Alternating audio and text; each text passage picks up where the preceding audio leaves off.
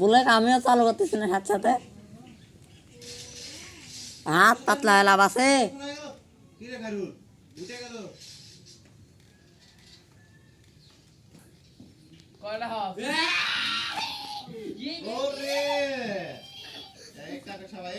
Mithu Mithu Mithu Mithu